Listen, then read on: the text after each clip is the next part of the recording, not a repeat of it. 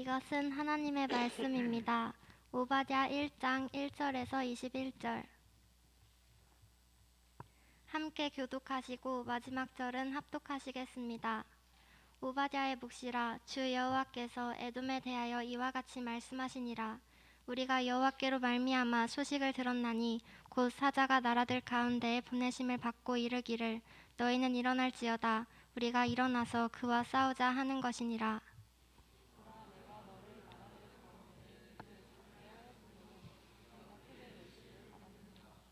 너의 마음의 교만이 너를 속였도다. 바위 틈에 거주하며 높은 곳에 사는 자여, 내가 마음에 이르기를 누가 능히 나를 땅에 끌어내리겠느냐 하니,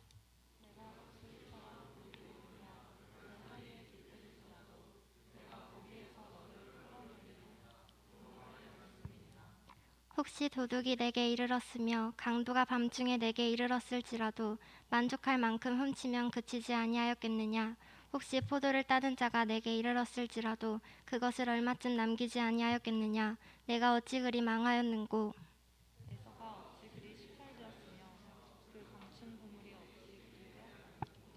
너와 약조한 모든 자들이 다 너를 쫓아 변경에 이르게 하며 너와 화목하던 자들이 너를 속여 이기며 내 먹을 것을 먹는 자들이 내 아래에 함정을 파니 내 마음에 지각이 없음이로다.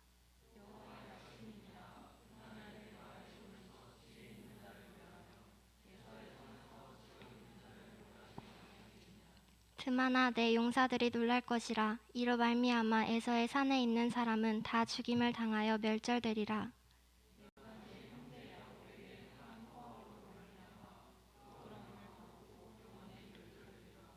내가 멀리 섰던 날 곧 이방인이 그의 재물을 빼앗아가며 외국인이 그의 성문에 들어가서 예루살렘을 얻기 위하여 제비 뽑던 날에 너도 그들 중 한 사람 같았느니라.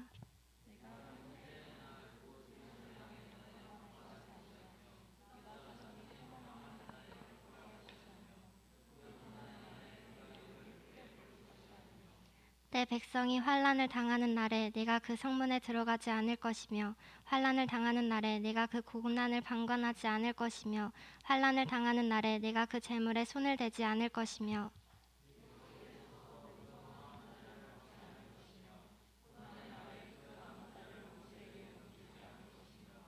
여호와께서 만국을 벌할 날이 가까웠나니 내가 행한 대로 너도 받을 것인즉 내가 행한 것이 내 머리로 돌아갈 것이라.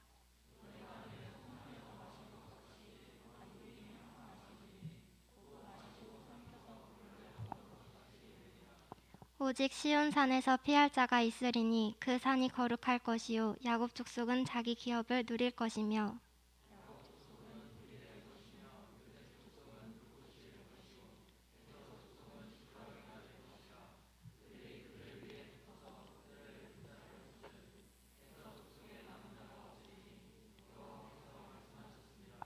그들이 네겝과 에서의 산과 평지와 블레셋을 얻을 것이요 또 그들이 에브라임의 들과 사마리아의 들을 얻을 것이며 베냐민은 길르앗을 얻을 것이며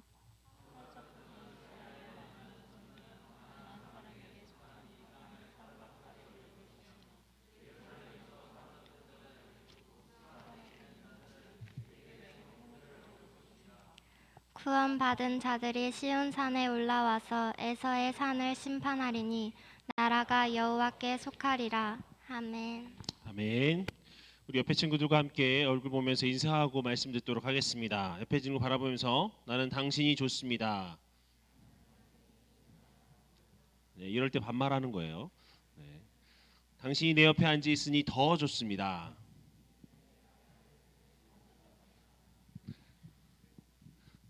왜 이렇게 좋아해요? 네, 감사합니다. 여러분 다윗 왕을 아시죠? 네, 다윗 왕이 어느 날 예쁜 반지를 하나 맞추고 싶었습니다. 그 반지를 맞출 수 있는 반지 세공사를 불렀어요. 자, 세공사야, 나 반지를 하나 맞추고 싶은데 세상에서 없는 가장 아름다운, 가장 그리고 위험 있는 반지를 만들어 다오. 그리고 그 안에 혹여라도 내가 마음이 교만해질 때, 너무 위협해 넘어지려고 할 때 나를 겸손하게 만들어주고, 또 혹여라도 내가 실망할 때 다시금 나를 일으켜 세워줄 수 있는 문구를 하나 거기다 넣어다오. 그러면서 반지 세공사에게 반지를 하나 주문했습니다. 다윗 왕의 명령을 받고 반지 세공사는 가장 좋은 반지를 또 가장 좋은 보석을 끼워놓은 반지를 잘 만들었어요. 만들기까지는 좋았어요. 근데 이제 그 안에 이제 문구를 집어넣어야 되잖아요. 근데 다윗 왕의 명령인 언제든지 끼어 있을 수 있고 또 위축되지 않을 수 있고 또 이렇게 막 힘낼 수 있는 그런 문장을 그런 의도를 가진 문장을 거기다 집어넣어야 되겠는데 도대체가 생각이 안 나는 거예요. 무슨 문장이 좋을까? 그러다가 생각난 사람이 있었습니다. 바로 누굴까요? 다윗의 아들 솔로몬입니다. 솔로몬을 찾아갔어요.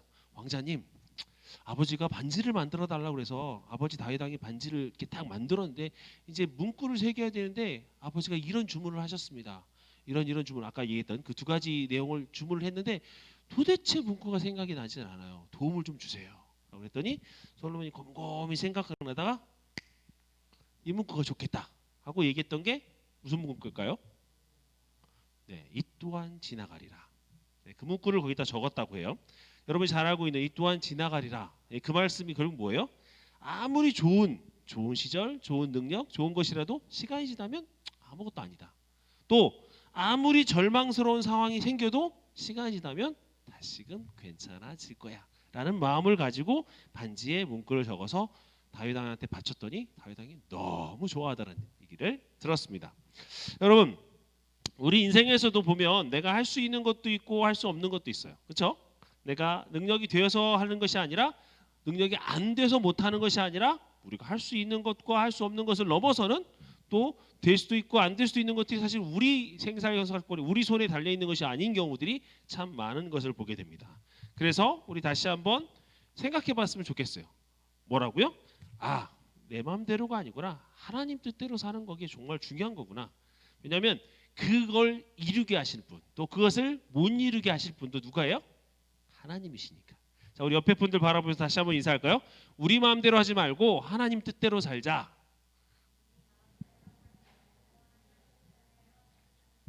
믿으십니까? 결단하십니까? 그렇게 꼭 사실은 여러분도 되셨으면 좋겠습니다. 좀 전에 여러분들은 성경 한 권을 읽으셨습니다. 오바댜서가 1절부터 21절까지밖에 없지만 성경 66권 중에 한 권이에요. 여러분 성경 통독하기 쉽죠? 이렇게 성경 통독하시는 거예요. 하루에 여러분 오늘 한 권 성경 통독하셨다고 자랑하셔도 돼요. 참 좋은 성경인 것 같아요. 짧으니까 한 장밖에 없는 성경 참 좋죠. 자, 오바댜라고 했는데 이 오바댜라는 이름의 뜻이 뭘까요? 오바댜라는 사실 합성어입니다. 원래 이 한글말이 아니라 히브리어로 따지면 오바디아가 맞습니다. 오바디아가 맞는데 오바디아의 첫 어원을 따지자면 아바드에서 나옵니다. 명사형으로는 종이란 뜻이고요. 동사형으로는 섬기다라는 뜻입니다. 근데 아바드라는 단어와 또 한 가지 단어가 섬기는데 그 단어는 뭐냐면 야훼라는 뜻입니다. 야훼가 뭐예요? 하나님이죠. 그렇죠? 야훼는 하나님입니다. 그래서 똑 풀어서 쓰면 뭐예요? 딱 여러분이 머릿속에 문장이 딱 나오죠. 하나님을 섬기는 자, 하나님을 참되게 섬기는 자라는 뜻을 가진 게 오바댜입니다. 그렇죠? 이름 참 좋죠. 하나님을 참되게 진실되게 섬기는 자. 그러니까 즉 아버지가 만약에 아들에게 오바댜라고 지으면 너는 하나님을 참되게 섬기는 자가 되었으면 좋겠다라는 뜻이 담겨져 있는 거죠. 아주 훌륭한 이름입니다. 그런데 오바댜의 내용적으로 보면 자, 오늘 들어가 보면 이제 내용상으로 보면 오바댜는 에돔에 대한 얘기를 담고 있습니다. 에돔이 어디입니까? 에돔이 누구예요? 역사상으로 한번 거슬러 올라가 보면 에돔은 에서의 족속입니다.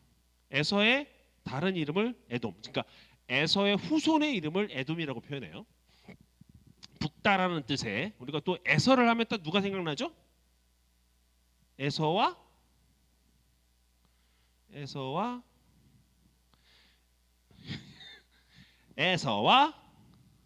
네, 다 아는데 제가 이렇게 해서 지루하신 거죠? 네. 에서와 야곱이 생각나죠? 야곱의 족속. 자, 에서와 야곱의 족속이 누굽니까? 바로 이스라엘 백성들, 유대 땅에 있는 백성들입니다. 자, 가장 먼저 에서와 야곱에 대한 얘기 말고 이제 시간이 흘러서 나라를 이루었을 때 에서와 야곱에서 가장 극명하게 두드러졌던 첫 번째 장면이 어디냐면 모세가 출애굽을 합니다. 그리고 가나안 땅을 향을 가는 길에 왕의 대로를 지나가요. 왕의 대로를 지나갈 때 거기 속한 민족들이 있습니다. 그 민족들에게 야, 우리 민족이 지나갈 수 있도록 길 좀 내줘. 너희들 물건 하나도 다치지 않고 너희들 음식도 건드리지 않을게. 그냥 우리 지나가기만 할게라고 요청했던 민족이 어디예요? 에돔 민족입니다. 자기 어떻게 보면 형제 나라잖아요. 아버지 이렇게 쭉쭉 올라가면 형제들 나라였으니까 당연히 통과시켜 줄 줄 알았는데 에돔 족속이 그걸 거부합니다. 그리고 그것으로 말미암아 뱅글뱅글 돌아가요. 그래서 그곳을 통해서 그 뱅글뱅글 돌아가는 과정 중에 이스라엘 백성들이 죽는 사람들이 생겨요. 심판의 과정이 또 생깁니다. 그러다 보니까 이게 불편한 상황이 역사 속에 기억 남는 거죠. 누가 기억해요? 다윗 왕이 기억합니다. 그리고 다윗 왕이 근동 지방을 정벌 정책을 펼쳤을 때 누구를 치는 거예요? 에돔을 치는 거예요. 에돔을 쳐서 속국을 만듭니다. 로마인들이 이스라엘을 쳤을 때 로마 백성들이 이스라엘 백성들을 자기 백성으로 남겼을 때 예루살렘에 거주한 로마 병정이 몇 명인 줄 아세요? 그 큰 나라를 이스라엘 통치했을 때 로마 병정 몇 명이 통치했을까요? 예루살렘엔 딱 100명밖에 없었어요. 그래서 백부장이 있었다고 그랬잖아요. 100명이 그 이스라엘 백성들 예루살렘 수구를 통제하고 있었던 거예요. 그 누가한테 배운 거예요? 다윗한테 배운 거예요. 다윗 왕이 에돔을 정벌하고 나서 거기에 자신의 군대 100명만 주둔시켰어요. 그리고 에돔 족속을 다 통솔 했습니다. 왜냐하면 그때 뭐 했냐면 에돔이 정말 훌륭한 나라인 게 무역이 발달됐어요. 그래서 에돔이 발달했던 그 무역의 루트를 다 섭외버린 거예요. 그래서 그 효과를 누가 본 거예요? 솔로몬 왕 때 모든 무역으로 뻗어날 수 있는 길을 에돔 국가의 영토를 확 뺏으면서 에돔의 상권들을 다 확보하고 에돔의 자원들이 또 그때 에돔이 붉은 땅이잖아요. 붉은 땅이라는 얘기는 땅에 구리, 철 이런 게 많은 거죠. 광물이 많은 거예요. 자원이 많은 거죠. 그 땅에 자원도 얻고 무역상에 이것도 다 뺐으니까 당연히 솔로몬 왕이 성전을 지을 때 외국 무역하는 것들이 너무나 편해졌던 거죠. 그러니까 다윗이 이렇게 했던 거를 이번에 누가 기억해요? 에돔 사람이 기억하는 거예요. 그리고 다윗 왕조가 무너져 갈 때 에돔과 야곱의 관계가 이 나라 간의 관계가 영 불편한 상황이 생기는 겁니다. 솔로몬 왕 때 에돔이 한번 독립을 하려고 해요. 반기를 들어요. 근데 정벌당합니다. 그리고 나서 여호람 시대 때 다시 한번 봉기를 해가지고 분리를 해가지고 독립을 해요. 근데 문제는 이제 여러분들 이스라엘 왕조가 솔로몬 왕 때를 거듭나면서부터 이제 쭉 쇠락이잖아요. 쇠락의 길을 걷는데 마지막에 바벨론의 속국이 되는 과정이 생기죠. 그죠? 북이스라엘이 이미 아수르에 망하고 남유다가 마지막 바벨론까지 BC 587년에 망하는데 그 과정에서 문제는 뭐가 있었냐면 이 과정에서 이스라엘이 망하는 과정에서 바벨론이 누구를 사용할까요? 에돔이라는 나라를 사용해요. 왜냐하면 에돔 그때 뭐 했다고요? 무역이 발달했다고. 그 나라 자체가 구역 자체가 무역이 발달하다 보니까 바벨론이라는 나라와 이미 무역이 잘 돼 있죠. 조공을 잘 바치는 것들. 그러니까 이쪽을 바쳤던 조공이 바벨론 쪽으로 조공이 간 거죠. 그러니까 당연히 바벨론이 이 루트를 통해서 이쪽을 또 공격하기 시작하는 거예요. 어떻게 해요? 지금으로 따지자면 나라가 위험해지면 난민이 생기잖아요. 그렇죠? 탈출하는 난민들이 생기면 그래서 지금 유럽에서 뭐예요? 난민 받아주고 있잖아요. 그렇죠? 난민 포용 정책을 하고 있는데 그렇게 도와주면 참 좋은데 에돔 사람들이 유다에서 오는 난민들을 어떻게 해요? 거절합니다. 그리고 심지어 그 난민들을 잡아다가 자기들이 노예로 팔아먹어요. 이 무역상의 루트를 통해서. 그리고 바벨론의 사주를 받아서 뭐 해요? 한번 약탈됐던 예루살렘 그 성을 들어가서 남겨진 집집마다 또 약탈하고 또 뺐습니다. 그러니까 어떻게 보면 형제 그 오래전 올라가면 형제 국가였던 게 여러분 창세기에서 기억나시죠? 에서와 야곱에 대한 태중에 대한 두 민족이 있네. 근데 두 민족이 뭐 한다고요? 서로 싸운다고요. 그렇죠? 태중에서 예언한 게 있잖아요. 그게 지금 그대로 표현되어 있는 거예요. 마지막 유다가 망하는 그 과정까지 에돔과 야곱은 계속해서 싸웠던 거예요. 서로 실갱이하고 싸우고 하는 과정들을 지금 그대로 보여주고 있는 겁니다. 자, 이게 결국 뭐냐면요. 법률적으로 정확하게인지 모르겠는데 아무튼 방관한 죄예요. 형제들의 아픔과 고통을 첫 번째 에돔은 방관했어요. 두 번째 그 아픔에 있는 사람들을 가서 싸매어 주는 것도 그나마 해야 될 판인데 뭐 했어요? 도리어 거기서 약탈했어요. 더 괴롭히고 더 나머지들을 뜯어먹고 이런 것들이 죄를 범한 거죠. 그게 지금 뭐예요? 오늘 오바댜 묵시의 주제예요. 그 일로 인해서 에돔 너희들 내가 심판한다. 이게 지금 오바댜의 배경입니다. 오바댜 한 장짜리지만 하나님께서 유다를 그렇게 괴롭혔던 오바댜에 대한 에돔에 대한 심판을 오바댜라는 말씀을 통해서 심판하고 계신 거예요. 참 야릇하죠. 왜냐하면 오바댜라는 이름 뭐예요? 하나님을 참으로 섬기는 자라고 해놓고는 내용은 그렇게 하지 않았던 사람들에 대한 심판을 하는 거예요. 제목과 내용이 좀 다르다는 얘기는 좀 더 지금 후에 다시 또 설명해 드리도록 하겠습니다. 오늘 본문 1절 우리 다시 한번 읽어볼까요? 1절 다시 한번 같이 읽습니다. 오바댜의 묵시라 주 여호와께서 에돔에 대하여 이와 같이 말씀하시니라. 우리가 여호와께로 말미암아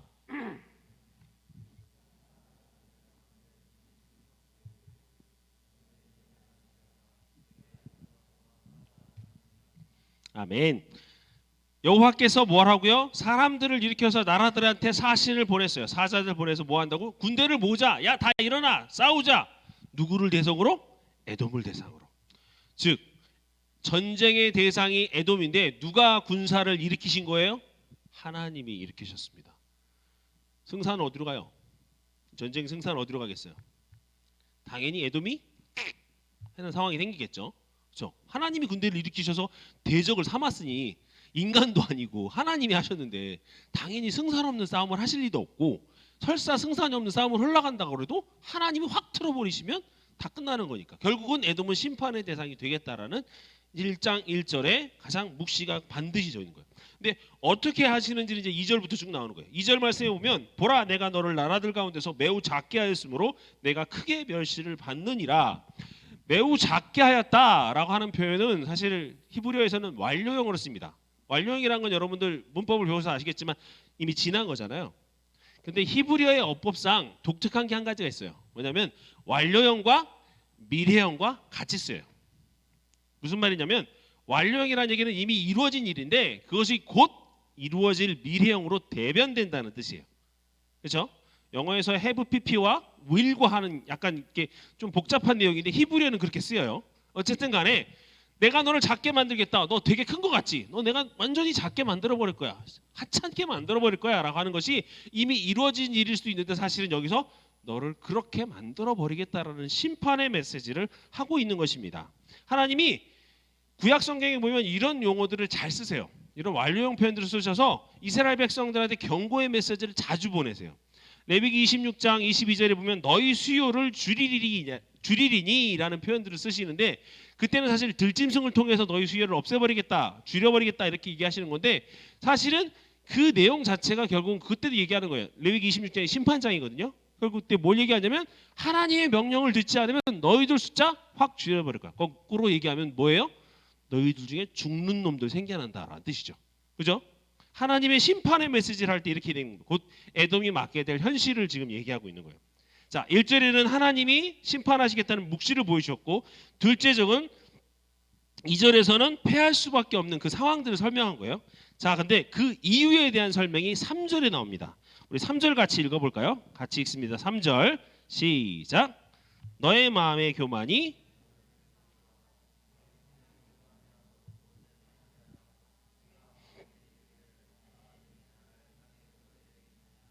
아멘.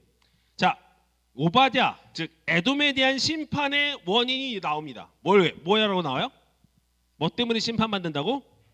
아까 제가 배경 설명을 드렸지만 하나님이 말씀하실 때 정확한 범죄의 근거는 뭐예요? 교만이라고요.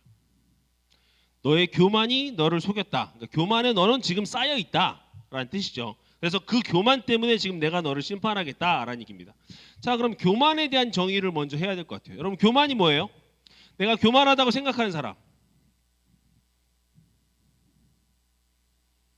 거짓말쟁이들. 교만이 나밖에 없어요? 여러분 다 교만하잖아요. 그죠? 그죠? 여러분 다 손을 이렇게 하고 있는 거죠? 네. 어쨌든 교만이 뭐예요? 기본적으로 정의상 남을 낮게 여기는 거.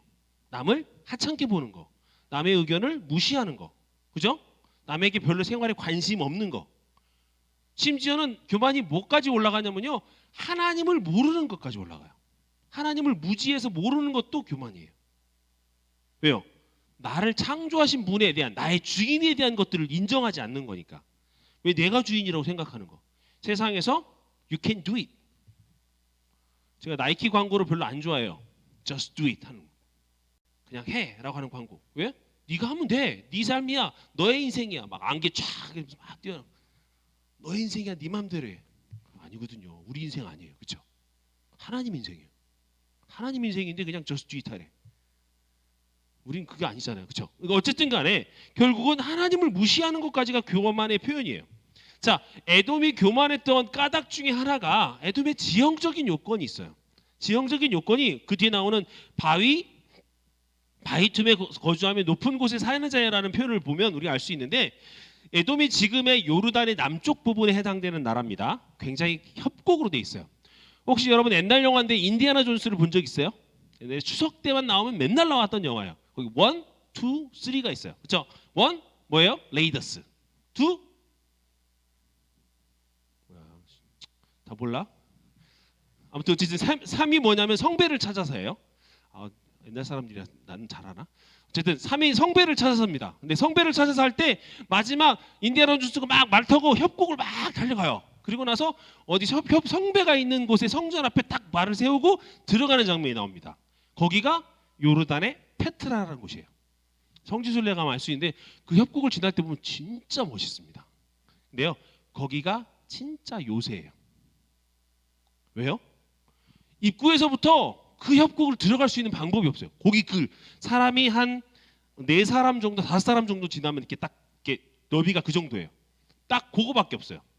20m 위에 올라갈 수 있는 건데 이게 미끌미끌거려서 뭘 이렇게 타고 올라갈 수가 없어. 지금이야 이제 뭐 장비가 있으니 그렇지만 그 당시에는 올라갈 수 있는 장비가 없어서 처음부터 그 위로 올라갈 수가 없어요. 들어가는 사람은 이 길을 통해서만 들어가고 수비하는 입장에서는 어디만 막으면 돼요?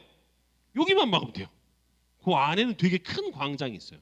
엄청나게 넓은 문화의 형태가 있고요. 그 뒤로 들어갈 수 있는 방법이 없어.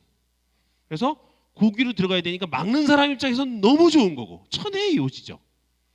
들어가는 사람 입장에서는 절대 깰 수 없는 불침의 영역이에요. 그러니까 그런 곳이 바로 요르단이에요. 그러다 보니 누가 나를 땅에 끌어내리겠느냐라고 얘기하는 거예요. 교만할 만하죠. 감히 누가 우리 에돔 족속을 끌어내리겠느냐라고 얘기하는 거예요. 여기서 교만함을 나타내는 단어가 휴브리스라는 단어입니다.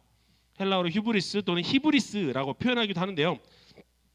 고전 그리스에서 사상에 보면 어떤 게 있냐면 일반적으로 사람을 살 때 어느 정도 서로 뭔가 이렇게 지키는 영역 있잖아. 경계가. 너는 이 정도 지켜야지. 우리 삶을 살아갈 때 서로 이 정도는 지켜줘야 돼. 뭐 이런 것들이 경계가 있는데 그 한계를 어떤 사람이 좀 힘이 있어요.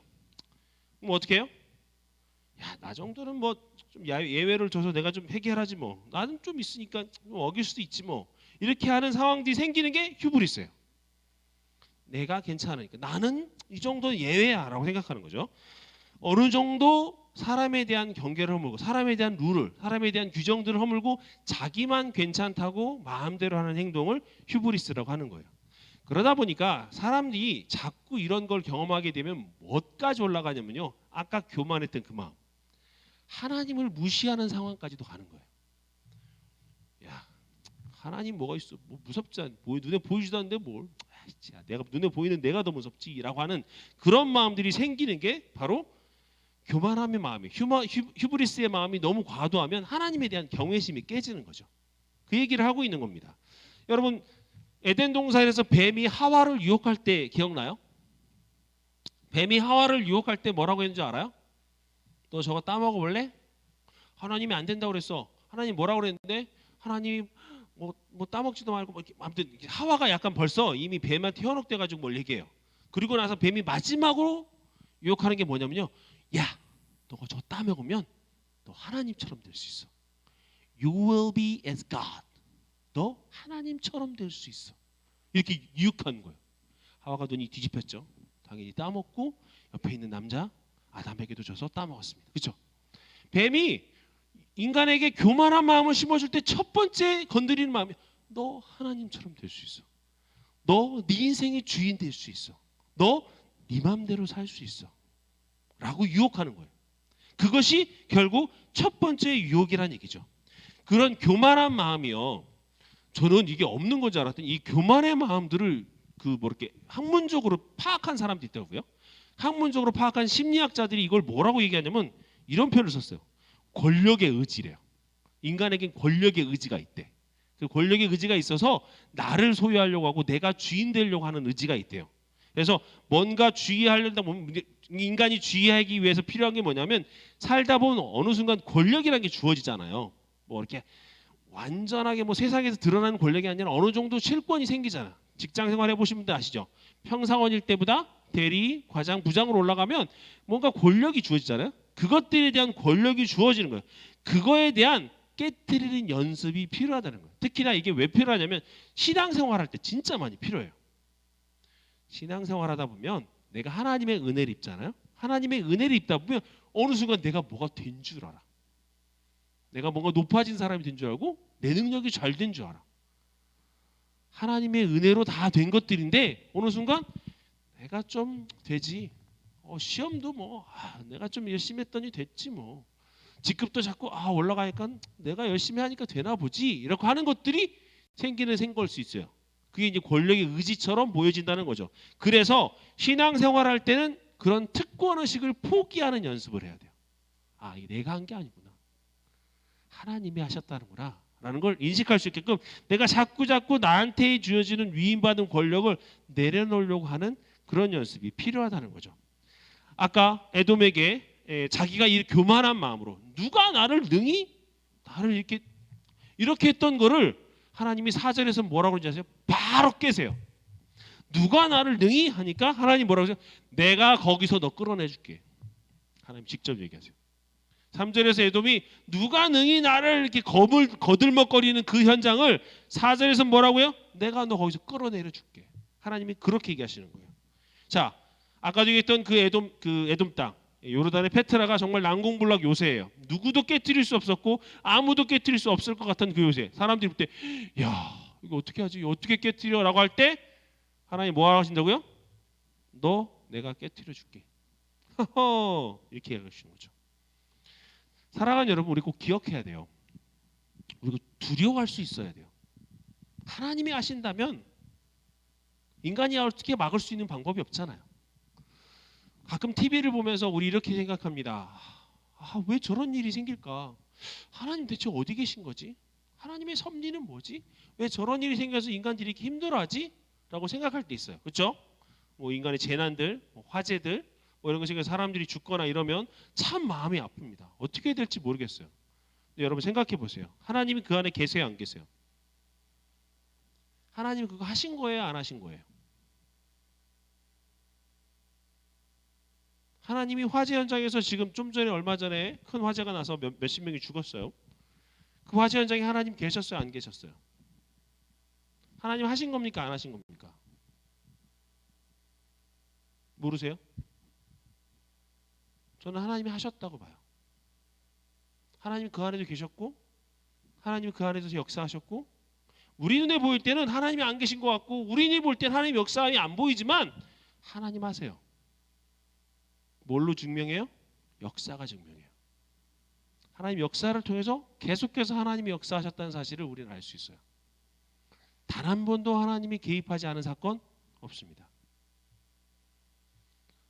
물론 그 사건의 발단, 그 사건을 일으키는 과정 이런 것들에서 인간의 잘못 이렇게 평가할 수 있지만 그 모든 전체의 사건을 볼 때 하나님이 모르시는 사건 단 하나도 있어요, 없어요? 없습니다. 하나님이 다 알고 계셨고 하나님 그 모든 사건에 관여하셨어요. 우리가 알고 우리가 인정하느냐의 기준이 아니라 사실은 하나님의 상황에서 본다면 하나님의 역사는 계속해서 흘러가는 거죠. 그래서 히스토리잖아요. 히스 스토리. 그죠? 그의 역사가 하나님의 역사가 흘러가고 있는 거죠. 바벨탑 사건도 아시죠? 우리가 하늘이 있는 데까지 다다르자. 그리고 거기서 우리가 흩어짐을 면하자. 우리끼리 잘 뭉쳐지기 위해서 바벨탑을 막 쌓아요. 그리고 하늘에 있는 곳에 닿아서 거기에 하나님이 계시면 우리가 한번 만나보자라고 바벨탑을 쌓습니다. 근데 하나님은 어떻게 하세요? 간단하게 너 다 틀어주셨고 다 전국으로 전 세계로 흩어버리십니다. 그래서 여러분이 지금 영어 공부 뭐 다른 언어 공부 복잡하게 하시는 이유가 뭐예요? 바벨탑 사건 때문에 그렇잖아요. 그죠? 하나님이 인간의 교만 그냥 한 번이면 끝납니다. 하나님이 그냥 딱 끝내세요. 제 아무리 높고 견고한 성체를 지닌 에돔이라 할지라도 하나님의 뜻으로부터 멀어지게 될 때 에돔은 한순간에 망하게 되는 거죠. 이것을 명심해야 하는 거예요. 당시를 본다면 에돔은 거의 철옹성이에요. 아무도 못 거리는 그런 성이라는 얘기죠. 자, 근데 이 내용을 이제 하나님이 구체적으로 5절 이하부터 이제 설명하세요. 5절에 보면 우리 5절 한번 읽어볼까요? 1장 5절 같이 읽습니다. 혹시 도둑이 내게 이르렀으며 강도가 밤중에 내게 이르렀을지라도 만족할 만큼 훔치면 그치지 아니하겠느냐? 혹시 포도를 따는 자가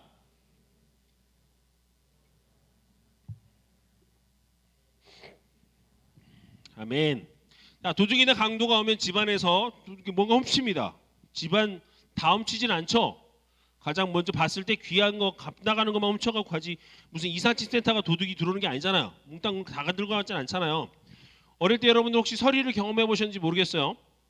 전 어릴 때 서리를 많이 해봤는데 지금은 요즘 서리가 불법이지만 저희 때는 서리가 뭐 야 하나만 따가라 뭐 아저씨가 그러셔서 그냥 하나만 따고 당당하게 나왔던 적이 이제 그런 서리들도 많이 해봤는데 어쨌든 서리를 한다고 해서 그 안에 있는 걸 다 따먹진 않아요. 포도를 추수하거나 이삭을 추수할 때도 보면 그거 있는 걸 다 따지 않습니다. 주인도 심지어 남겨둬요. 심지어 몇 가지 남겨두고 또 이스라엘법에도 이삭을 추수할 때 다 추수하지 말라고 돼 있어요. 고아와 과부들 중에서 남겨두라고 돼 있어요. 이해되시죠? 지금 그 얘기를 하려고 있는 거예요. 다 그럴 거야. 그렇게 될 거야. 그런데 너는 아니야. 왜요? 여기 그치지 아니하겠느냐, 남기지 아니하겠느냐라는 걸 뭐라고 하냐면 수사학적 의문문이라고 그래요. 수사학적 의문문이라는 얘기는 좀 복잡한 방법인데 쉽게 이런 거예요. 말은 의문문인데 사실을 의문화된 문장을 써서 더 강조하는 표현이에요. 결국은 뭐냐면 아니다라는 얘기예요. 우리 영어에서 부정, 이중 부정은 강한 긍정 배웠죠? 그런 것처럼 수사학적 의문은 그럴지 않겠니? 남기지 않겠니? 라고 하는 얘기는 남기지 않을 거고 그치지 않을 거야 라는 얘기를 의문문의 형태로 표현하고 있다는 얘기죠. 그래서 도둑도 다 들고 가지 않아. 포도도 다 따가지 않아. 그런데 너는 죽었어. 네 건 다 없애버릴 거야 라는 얘기를 수사학적 의문문 표현으로 얘기하고 있는 겁니다. 앞에 있는 그런 의문문의 표현을 왜 하신 거예요? 첫 번째, 아까 얘기했던 천의 지형에 대한 너희들 자신하고 있는 너의 교만함. 첫 번째. 자, 6절과 7절 이후에 보면 또 한 가지를 조롱하는데 동맹에 대한 신뢰예요. 너희들 믿고 있는 사람 있지? 너희들 믿고 있는 나라들 있지? 그것도 내가 쳐버릴 거야. 여러분 꼭 기억하셔야 될 게 뭐냐면요. 하나님이 여러분을 치실 때 또 우리가 하나님의 심판의 대상이 될 때 하나님이 뭘 치는 줄 아세요? 여러분의 약한 포인트, 위크 포인트를 치실까요? 아니에요. 여러분이 자신하고 있는 그 포인트를 치세요. 이 정도는 할 수 있어. 뭔 일이 있어도 내가 이것만은 잘해. 그거 때리세요. 제가 예전에 아팠을 때 제가 그 전까지만 해도 3일을 밤새우고도 농구할 수 있는 체력이었어요. 그래서 다른 애들하고 공부하다 보면 야, 뭐 너 공부해? 그럼 난 3일 밤낮 새도 돼. 나는 그 공부하고 그냥 밤새도 공부하면 되니까. 평소 때도 미리미리 좀 해놨지만 그 정도 체력을 자신했어요. 지금은 아니에요. 하나님이 제 체력을 치시니까. 내 가장 교만함을 꺾기 위해서 내 가장 강한 부분을 하나님 때리시니까 방법이 없어요. 하나님이 뭔가를 혼내실 때 내가 그나마도 조금이라도 다른 것보다 자신할 수 있는 거 그거 치세요. 그러니까 조심하세요. 에돔이 그렇게 당한 거죠. 7절에 보면 너와 약조한 자들, 너와 화목해한 자들, 내 먹을 것을 먹던 자들, 평화로운 시대 때 너랑 함께했던 동맹했던 자들 다 쳐버릴 거야 라고 얘기하는 거예요. 여러분 밥 먹는 거 좋아하시죠? 친구들하고 밥 먹잖아, 그렇죠? 순 같이 모였을 때 밥 같이 먹고 그때가 그립다. 같이 밥 먹고 놀던 때가. 어쨌든 밥을 먹는다는 건 뭐예요? 내가 이 사람하고 친구가 되는 거죠. 우리 식구라는 얘기는 한두 밥을 먹는다는 얘기 친구라는 얘기잖아요. 성경에서 밥 먹는다는 게 얼마나 중요한 사건인지 몰라요. 밥을 먹는 게 중요한 사건입니다. 창세기에 보면 26장에 보면 이삭과 그라랑 아비멜렉이 나옵니다. 두 사람이 사실은 적국 같아요. 갈라선 사람들 같아요. 이삭이 사람들 이게 우물물을 팠는데 너무 번성하니까 사람들이 시기 질투해. 왜냐면 거기가 블레셋 땅이었거든. 블레셋 사람들이 와서 우물을 다 허뭅니다. 무너뜨리고. 그러니까 사람들이 안 보는 똥덩이 가서 막 파요. 땅을 파고 우물을 또 만들어요. 또 이 이삭이 양떼가 불어나니까 블레셋 사람들이 와가고 황폐들이 왔고 다 부셔요. 더 사람들이 안 오는 깊은 곳, 더 골짜기, 더 들어가서 또 우물을 파요. 세 번째 우물을 파죠.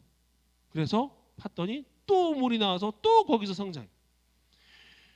나중에는 이삭과 그랄 왕 아비멜렉이 자기 군대 장관 비굴을 이끌고 이삭에게 찾아옵니다. 사실 이삭이 겁나죠. 군대가 오니까 자기를 치러 온 줄 알고 전쟁을 치러 온 줄 알았어. 알고 봤더니 우물을 3개나 팠는데도 불구하고 너가 그렇게 잘 되는 걸 보면서 너한테는 뭔가 있는 것 같아. 너를 건드리면 안 될 것 같아서 우리 약조를 맺자. 그래서 거기가 부엘셰바, 약속의 우물이라는 약조를 맺습니다. 다시는 우리도 서로 불가침 영역. 왜냐하면 너는 분명히 누군가가 지켜주고 있는 것 같아. 그러니까 우리 건드리지 마. 우리 괜히 악한 마음 품지 마. 이렇게 이게 서로 보완 조치를 통해서 화평의 조약을 맺어. 잘했다라고 생각해서 마지막 하는 게 뭐예요? 밥 먹는 거였어. 밥은 그런 의미였어요. 예수님의 식탁도 마찬가지입니다. 예수님께서 식탁 공동체를 하시죠. 예수님이 이 땅에 오셨을 때 많은 사람들이 예수님 저런 사람하고 어떻게 밥 먹으세요? 예수님 저런 사람하고 어떻게 같이 먹을 수 있어요? 저 사람 죄인인데요? 저 사람하고 도저히 못 먹어요. 난 그럼 세리 집도 못 가고 바리새인의 집도 못 가고 다 못 간대 사람들이. 근데 예수님이 가시는 곳은 다 어디야? 다 그런 사람들이야. 죄인이라고 뭐라 하는 사람들, 창녀들하고 뭐라 하는 사람들, 바리새인의 식구들 집, 다 그런 집에 가서 식사하세요. 가장 아름다운 예수님의 아름다운 식사는 어디예요? 디베라 바닷가였어요. 디베라 바닷가에서 베드로가 3번이나 부인하고 엉엉 울고 도망간 다음에 거기서 이제 다시 어부질하고 있잖아요.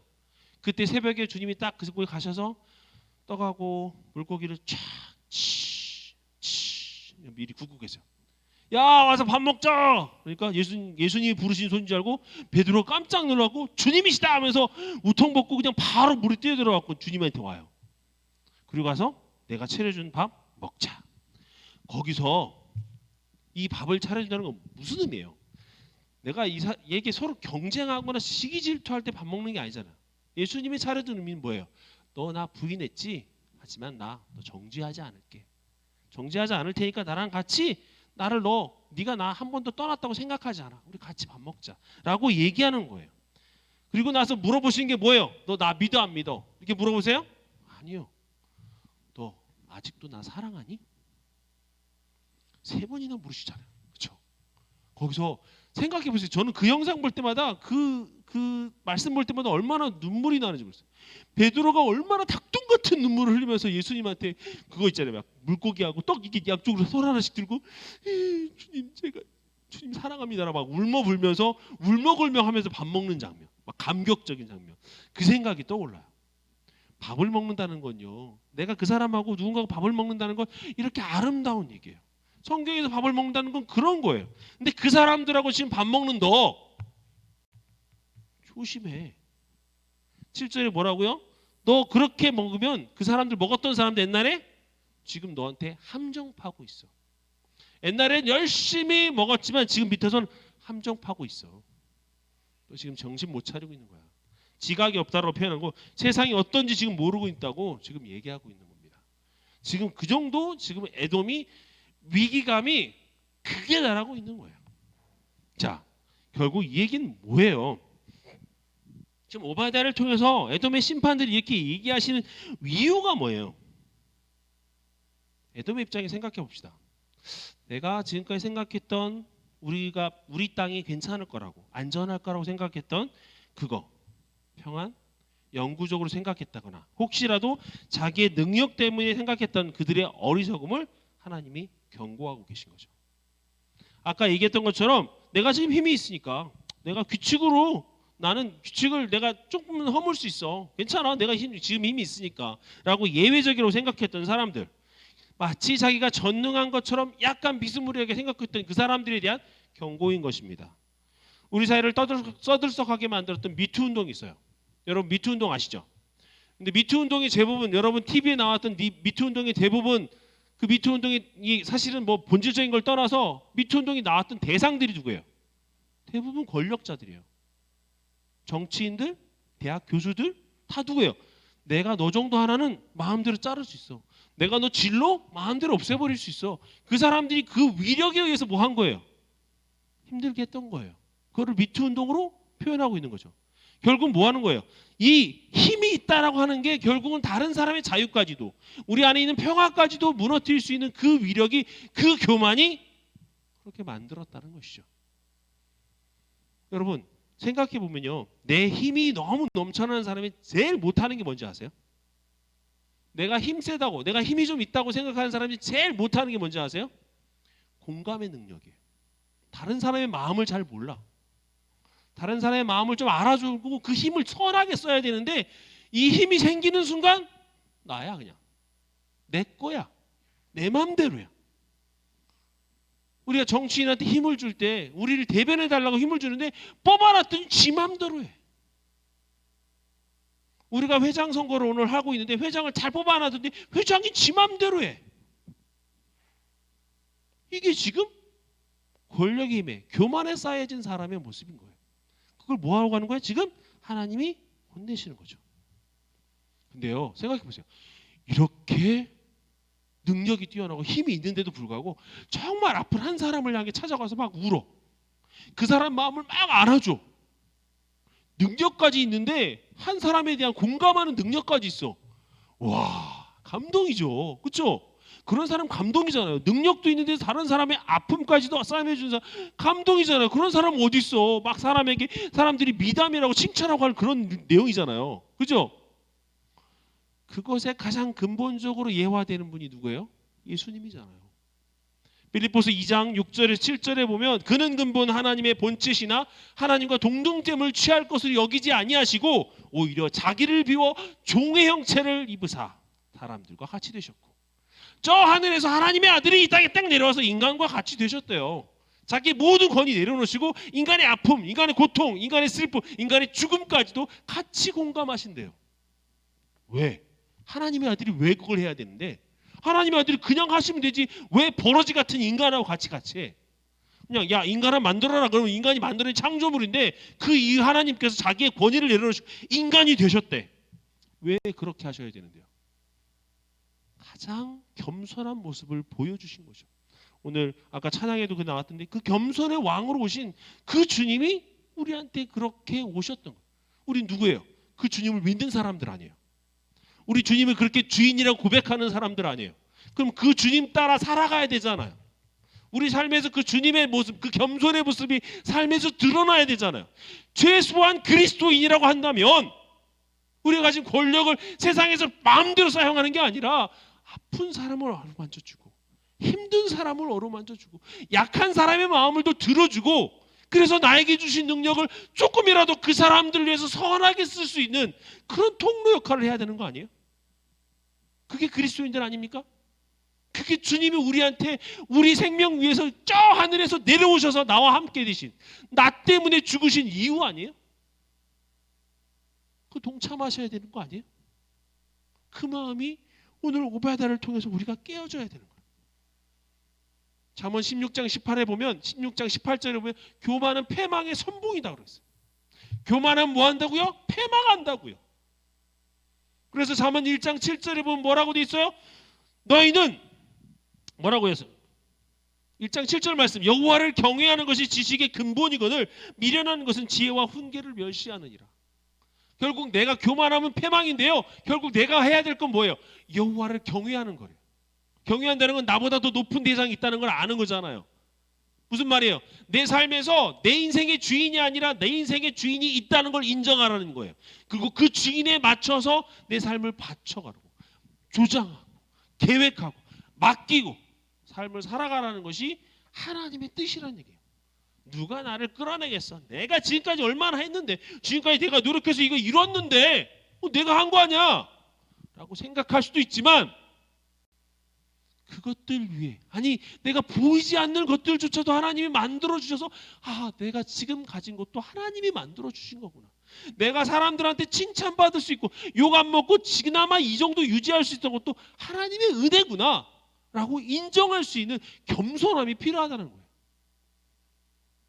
시험 봤을 때 합격하는 거, 내가 회사에 승진하는 거, 내가 정말 객관적으로 100이고 이 사람이 1이어서 내가 성장하고 내가 승급하고 내가 합격하는 거예요? 아니잖아요. 여러분 솔직히 까보시면 아니잖아요. 그거 누구 때문이에요? 하나님이 나에게 은혜의 점수를 주셔서 그래요. 하나님이 나에게 은혜의 손길을 주셨고 하나님의 은혜의 관계를 허락하셔서 조금이나마 나에게 그런 은혜가 있는 거예요. 그러니 겸손하시라고. 내가 한 게 아니라고. 그걸 이룰 수 있는 거 하나님이 이루어주셨다는 사실을 여러분이 명심하셨으면 좋겠어요. 사랑하는 여러분, 오늘 말씀을 통해서 우리가 깨달아야 할 건 에돔을 통해서 우리를 통해 볼 수 있는 건 우리는 언제든지 교만할 수 있어요. 우리는 언제든지 교만한 이후에도 나 자신을 변호하고 스스로 커다란 벽에 숨어서 나 괜찮아, 우리 삶 이렇게 그냥 내가 만들면 돼 라고 결정하고 그렇게 살아갈 수 있어요. 하지만 다시 한번 생각해 보셨으면 좋겠어요. 내 삶은 내가 만드는 게 아니라 하나님이 만드시는구나. 하나님이 내 삶을 인도하시는구나. 그리고 하나님이 지금까지 내 삶을 이루셨구나. 그렇기 때문에 우리가 노력하고 우리가 수고한 것이어서 우리가 이루었다라고 느끼시고 계신다면 지금 다시 한번 돌아보시기 바랍니다. 우리가 있는 것, 우리가 지금 이루고 또 앞으로 이룰 것들, 우리의 눈에는 보이지 않지만 하나님이 도우셔서 그 일을 하신 거예요. 그걸 감사하셨으면 좋겠어요. 그리고 우리 자신을 좀 더 겸허히 바라보셨으면 좋겠어요. 언제나 하나님께서 우리를 겸손함으로 의지하는 우리를 향해 하나님이 붙들어 주신다는 사실을 기억하시기 바랍니다. 그리고 우리를 통해서 하나님이 그걸 왜 하셨는지, 정작 하나님이 그걸 통해서 뭘 원하시는지 여러분 기억하셨으면 좋겠어요. 겸손한 자에겐요 하나님 더 큰 것을 주세요. 겸손한 자를 통해서 하나님이 성공도 맛보게 하시고요, 겸손한 자를 통해서 형통도 맛보게 하세요. 아까 권력의 의지라고 그랬죠. 그거 없어도요 하나님이 권력을 부어주세요. 선하게 쓰일 수 있는 도구, 내가 선하게 쓰여서 하나님 앞에 기쁨이 될 수 있는 도구, 겸손한 자에게 주시는 축복인 줄 믿습니다. 여러분 삶에서 그 겸손을 더욱더 하나님께 맡기고 살아가신 여러분들 되시기를 주님의 이름으로 축원드립니다. 우리 함께 같이 기도하도록 하겠습니다. 오늘 들은 말씀 가지고 우리 기도했으면 좋겠습니다.